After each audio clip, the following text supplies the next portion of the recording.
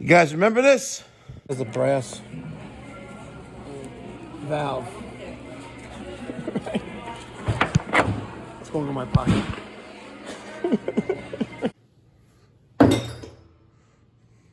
Brass mix. Brass mix. I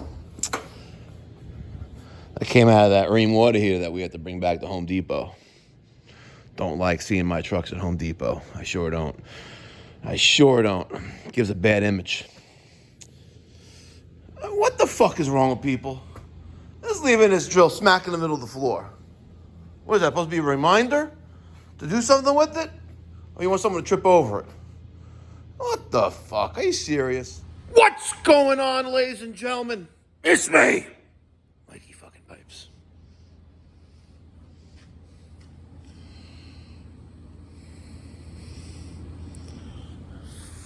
Fucking heat pump.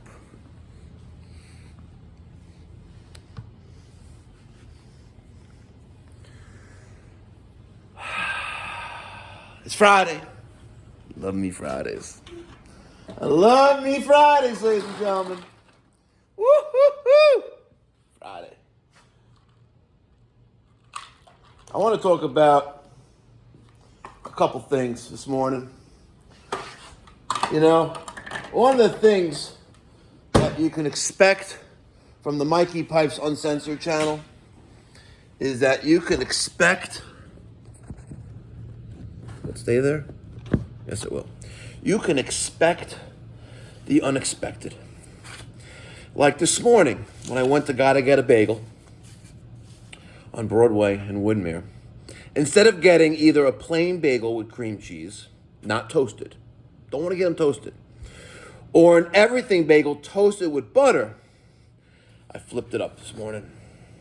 I got a bagel with a smear of cream cheese, and I asked for only 2 slices of lox. Just 2 slices. She's like, huh? Huh? Got him.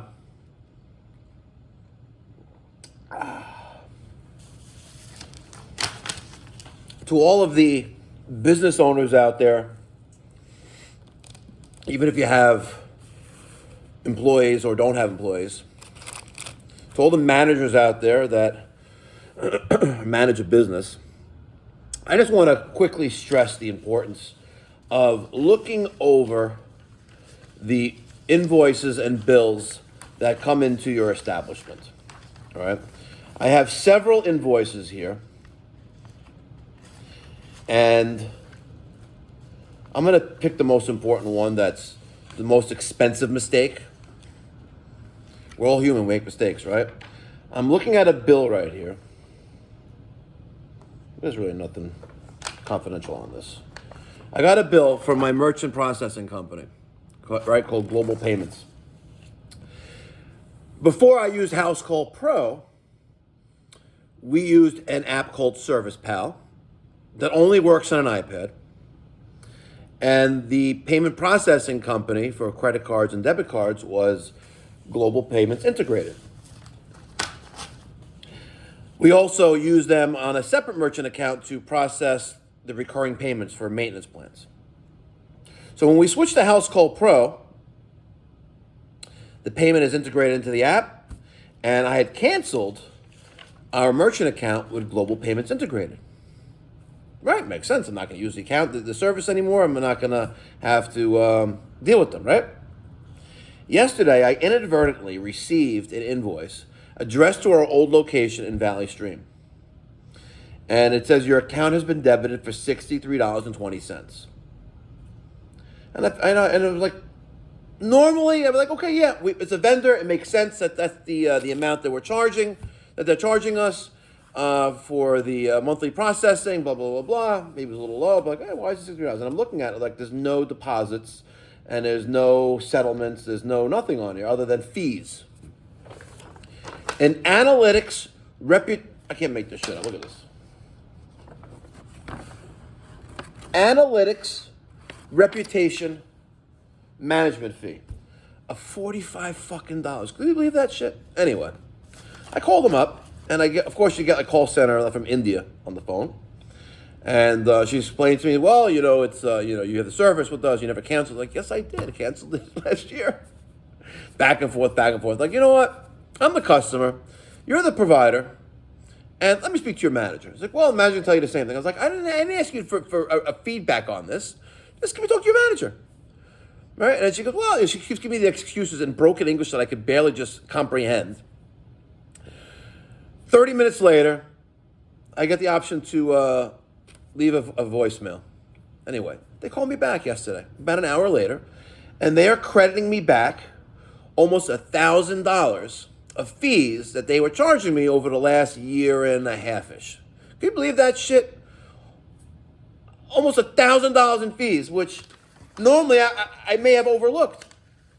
And then, the other day, I get an invoice from one of my supply houses, and I learned this from my last boss, that even though the cost of material is insignificant in the total cost of the job, you need to make sure that your suppliers aren't fucking you.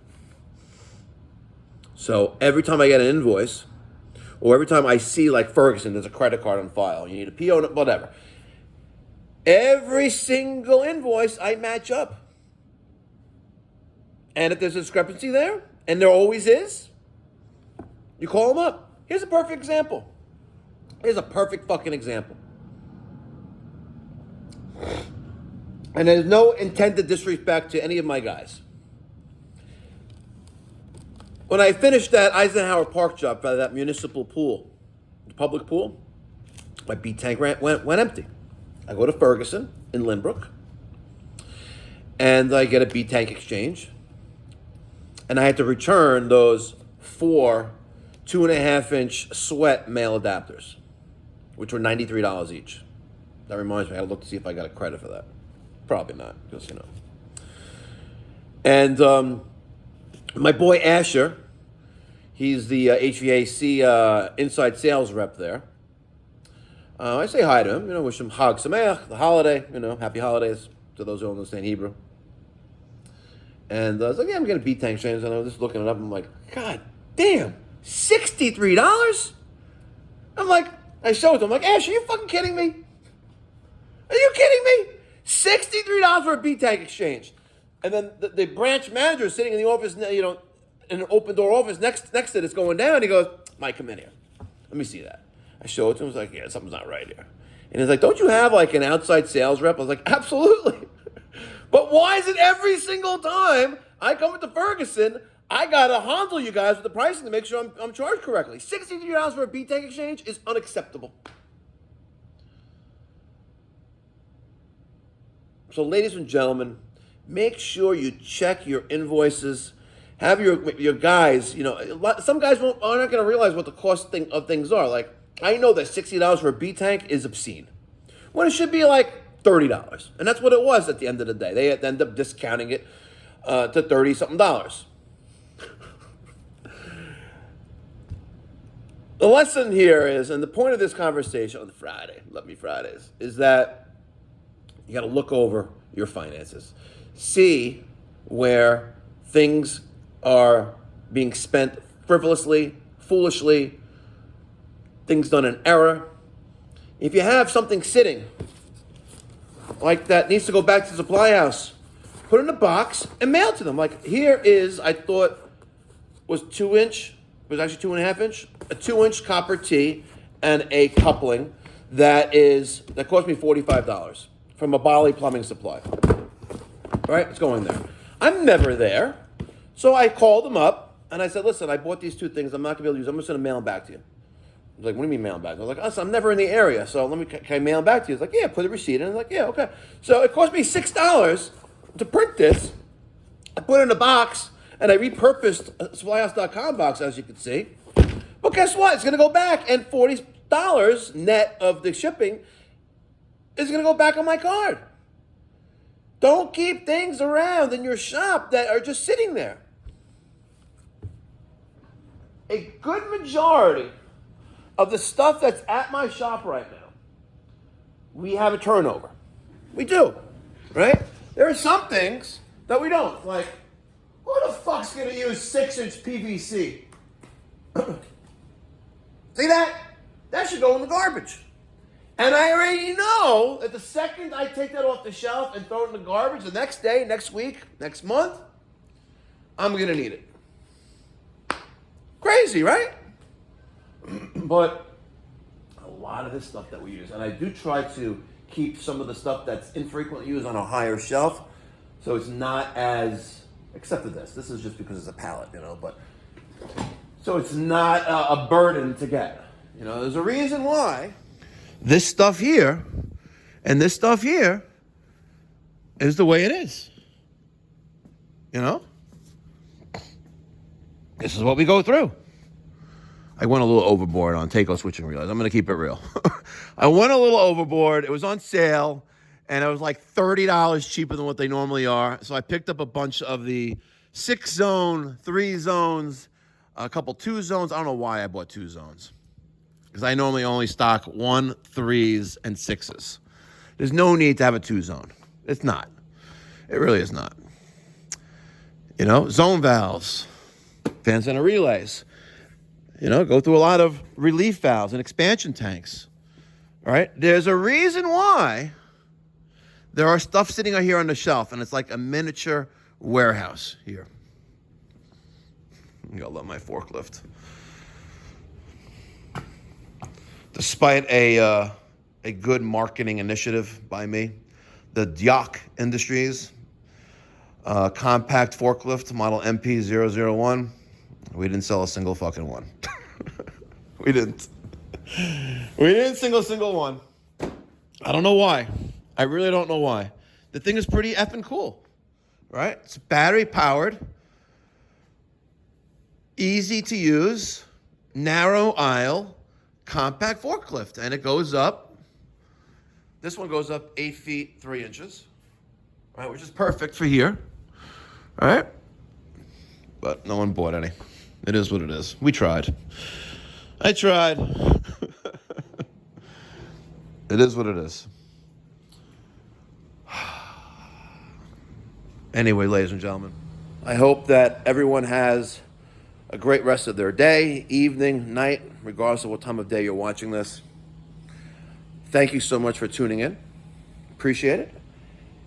50,000 subscribers, ladies and gentlemen. 50,000 subscribers. And I am going to, I promise you, I am going to host and pay for an amazing party for a few select subscribers. But we got to get to 50,000 subscribers. And as I mentioned earlier in my earlier videos, a few days ago and last week, that if I don't do it, I am going to make a $50,000 donation, cash donation, to a public charity that's not Mikey Pies Philanthropy, so there's no conflict of interest there. Or I am going to give my Porsche 992 Turbo S Cabriolet to Cars for Kids. So make sure you subscribe. And let me know in the comments section down below what kind of content you would like me to post, what you're looking forward to. And also, please, let me know what I should do with this. It's a very cool gift that Mike brought in yesterday. And in case you're wondering why code enforcement from the town of Hempstead left me a card at my business door here yesterday morning or yesterday night. Well, apparently, see those 2 dumpsters right there, those 2 roll-offs right there? They're owned by the town of Hempstead Sanitation District number 1, right? And every night or early morning, the sanitation district comes here in the garbage truck and dumps them. And apparently the people living in that apartment building next door to me, right, are complaining, even though it's been like this forever. So the town of Hempstead Building Department thought that they were mine and that I'm causing a ruckus and I need to stop it. But they're not privately owned. They're publicly owned by the town of Hempstead, and they're the purposes of garbage refuse from the apartment building and my building. So pretty good. Guy was very nice on the phone. Easy peasy. Great interaction. So, guys, you see that silver plaque for the Mikey Pipe Doctor YouTube channel?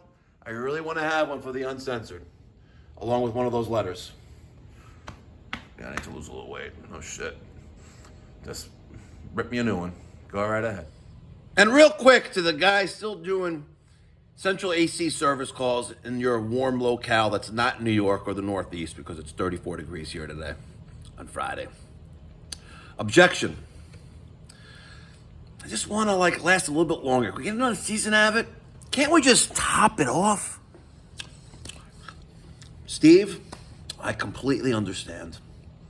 But topping it off, hear me out, right? It's not like getting gas at the gas station. You're going to put a couple dollars of gas into the car because that's all you can afford, right?